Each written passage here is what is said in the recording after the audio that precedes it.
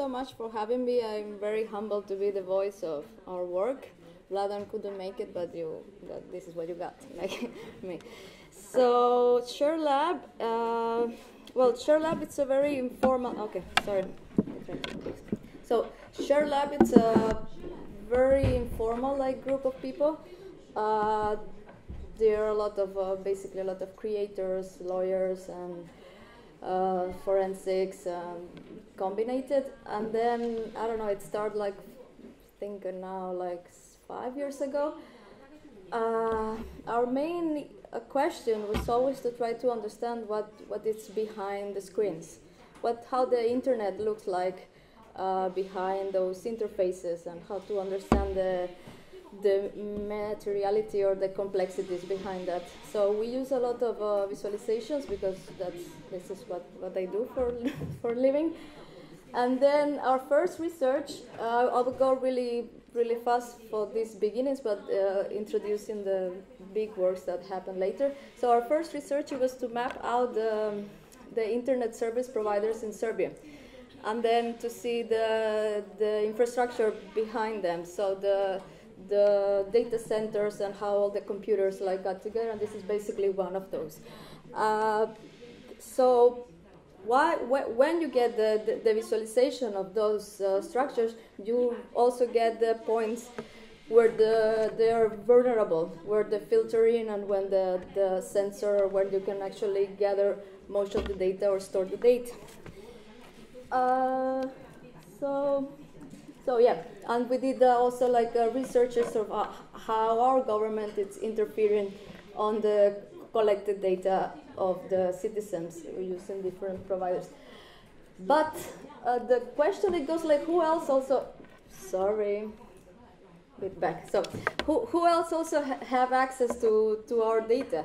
So we took the hundreds of most visited websites in our country, and we check all the trackers present on them. Trackers are these cookies that are tracking you, and they are third-party technology. So besides that newspaper that you're visiting, there is also Google and Facebook and many others also checking what are you doing there. And that was that let us thinking, because a lot of people say, okay, but it's just metadata, and the metadata actually it's more insightful if you have the power of processing and understanding, because with pattern recognition you can really and when you see anomalies, you can really predict what people do. And then okay, it's really abstract, this visualization, but it was other research. We just had the email communication of a company called Hacking Team. Maybe some people know it. This was publicly available on WikiLeaks. And just with the from and to data and the timestamp, you will be able to understand a lot about this company. The structure, who was the boss, when the guy was traveling, when they had a PR problem, when they meet around the world, And this was really scary, because if we were able to do it, then those big companies who have the infinitive amount of power and technology and resources, what then they can do. So then,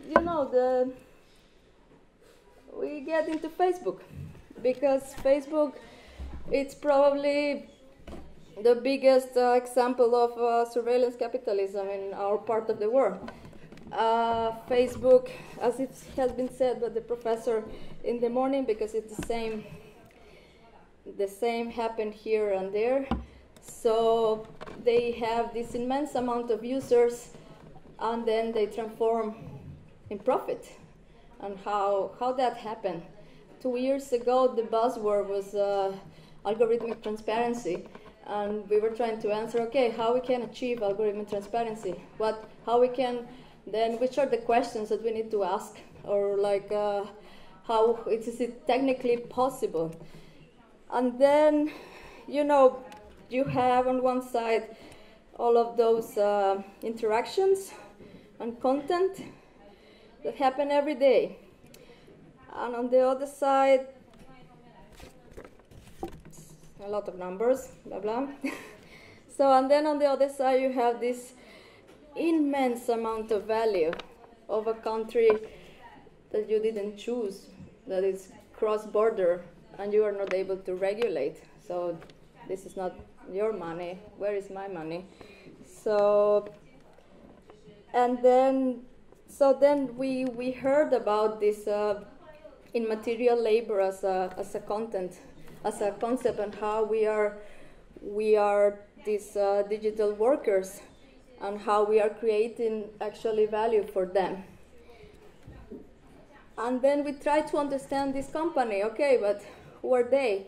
So we mapped all these CEOs and board members of Facebook, and they are a bunch of white dudes from Silicon Valley with really similar background on education, and then you had the phenomenon of the revolving door. So they are also, the previous job was probably or Google or something like that. So, okay, we did another part of this. So we scrape all the LinkedIn accounts of the people who claim that work for Facebook, and we try to map, okay, who are these people, and it gets more diverse, but still on the top you have this ultimate white male from California owning this country, who was like really diverse and cross-border and cross-race and poor, because we are all a little bit poorer than them. So then we did this map. This map, it's a lot to take in, but we'll try to so on this side of the map, you have all the inputs that you're given to Facebook. So you have all your actions, how you actually interact with the platform, and then the same as what you do with any social network.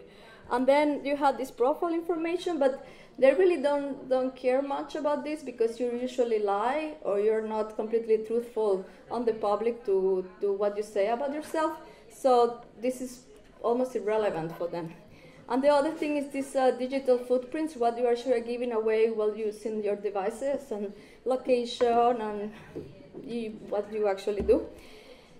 And then, Facebook have these apps. So they have WhatsApp, the Facebook as a social media, they have the Messenger, and they have Instagram.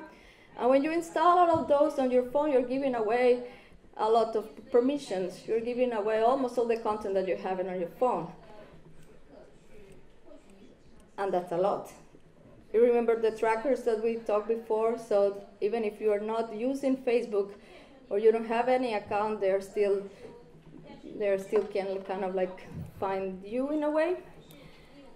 And then outside of Facebook, they of course own many other companies, and they have partnerships with what they don't own.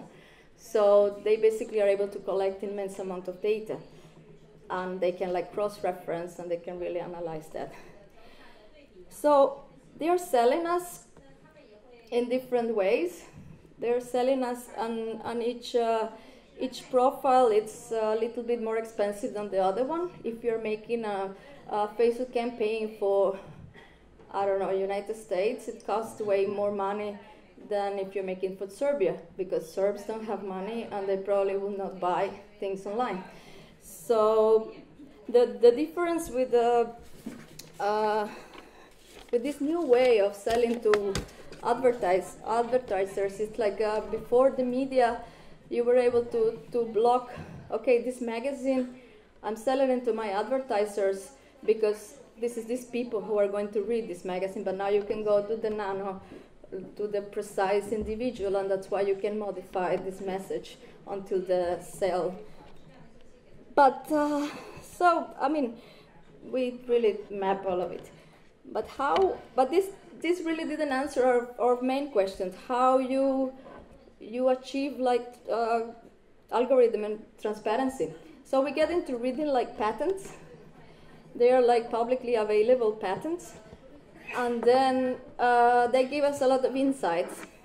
So they pack the content in something called action store, content store. So they are let's say the photo. So you have two items, one it's a profile and one it's a photo, and then the edge store connected with the like, and this builds this really huge social graph. And they have several processes and several algorithms trying to extract meaning or information from this social graph.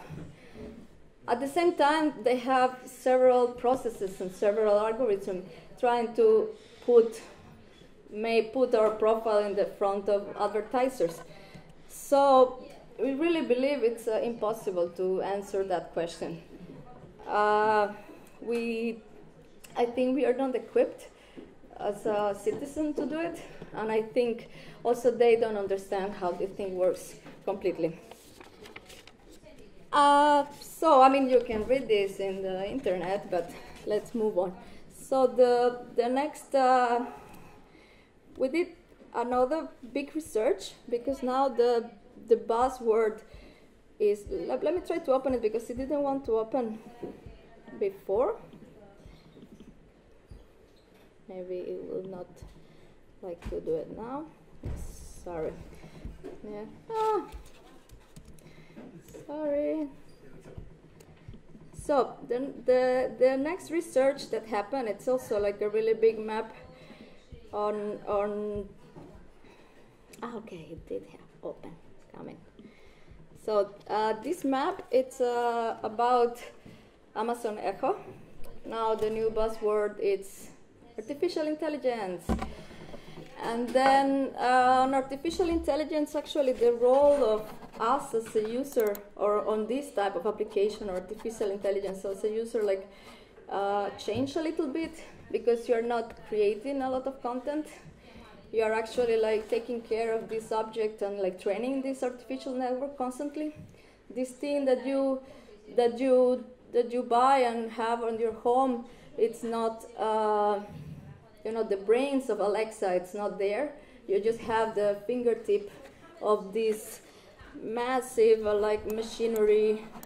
So, and then we try to map all the issues that are happening in all the steps with this information it's flowing. So because this is what we have been done so far. So it's like mapping the technicalities of the network, or like what happened between that.